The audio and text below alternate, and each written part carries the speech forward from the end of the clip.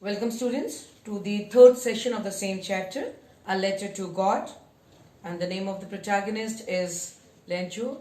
So in my first part of this chapter we had seen that how Lencho was expecting rain and he was very happy because he was expecting a good harvest and he's comparing the raindrops with the silver coins and the pesos, but then suddenly everything changes and then he loses everything.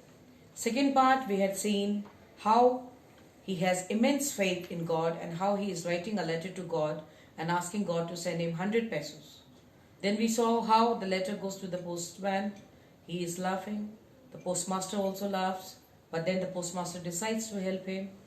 They collect money. They put it in the envelope. He signs the letter as God.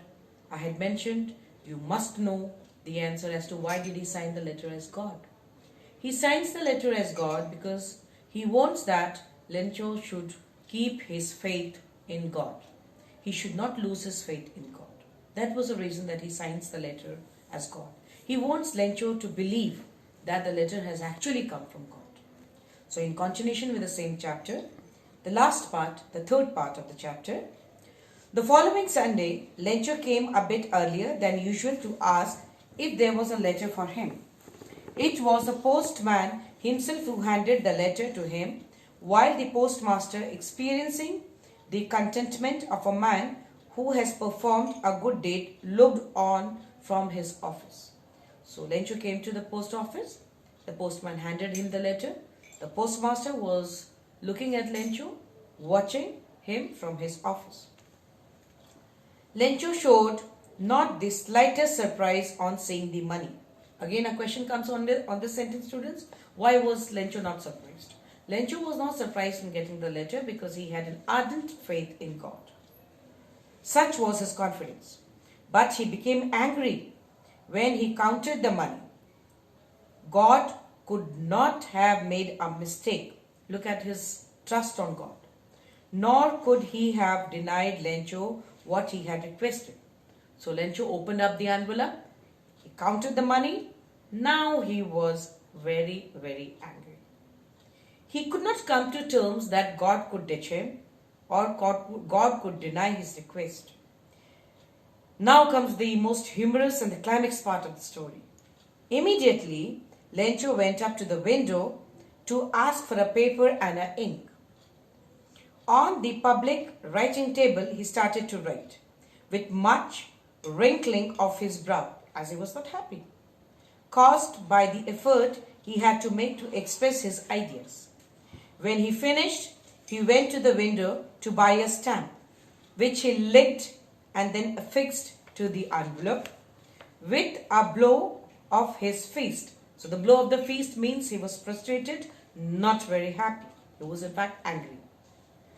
The moment the letter fell into the mailbox, the postmaster went to open it. Perhaps the postmaster must be thinking, it's a Thanksgiving letter. Let's see, students, what happens. It said, God, of the money that I asked for, only 70 pesos reached me.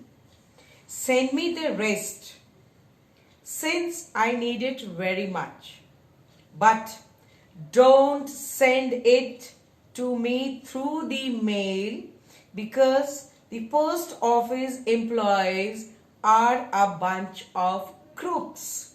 And then he signs as Lencho. So the last paragraph, you can see very well, students. The postmaster must have got a shock of his life. Poor person who has helped him so much. And when he read it, it must have been shocking for him also. And he must have been disappointment also for him. And what was the last words written in the letter? It was written, who has written? Lencho. Lencho had written the words or a letter to the God, and in this letter he requested God to send him the remaining amount. Remaining amount means 30 pesos. And then he says, second request he makes to God is not to send the money via the post office. He calls the employees at the post office the bunch of crooks. So this brings us to the end of the chapter, a nice, humorous chapter. So question, students, Was Lencho surprised to find the letter for him with the money in it? No, not at all.